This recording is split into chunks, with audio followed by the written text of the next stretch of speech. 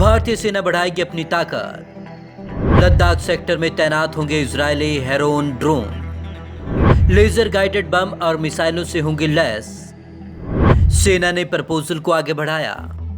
चीन के साथ सीमा विवाद के बीच भारतीय सेना अपनी ताकत बढ़ाने में जुटी हुई है। सेना से इजरायली ड्रोन हेरोन यूएवी को और ताकतवर बनाने के प्रोजेक्ट को आगे बढ़ा दिया। सेना हेरोन को laser guided bomb, precision guided munition और दुश्मनों के ठिकाने और बख्तरबंद रेजिमेंट के लिए एंटी टैंक मिसाइल लैस करने की तैयारी में है। लंबे समय से पेंडिंग प्रोजेक्ट चीता नाम के प्रस्ताव को सेना ने फिर से आगे बढ़ाया है। इसमें सरकार के करीब 3500 करोड़ रुपए खर्च होने की उम्मीद है। 90 हेरोन ड्रोन को अपग्रेड किया जाएगा।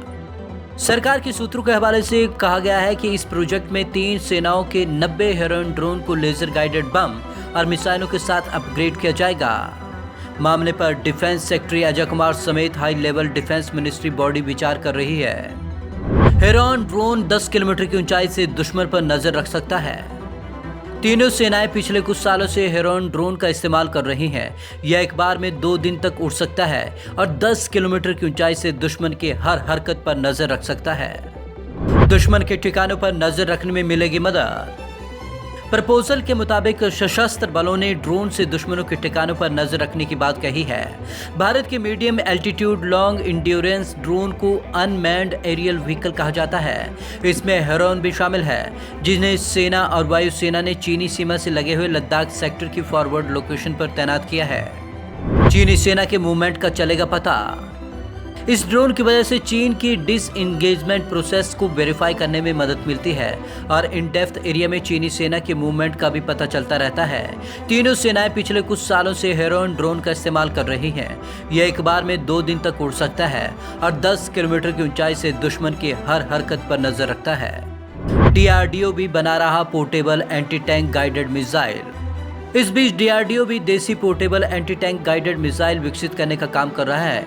इसके जरिए इन्फेंट्री यूनिट्स को ऐसी 50,000 मिसाइलों की जरूरत को पूरा किया जा सकेगा।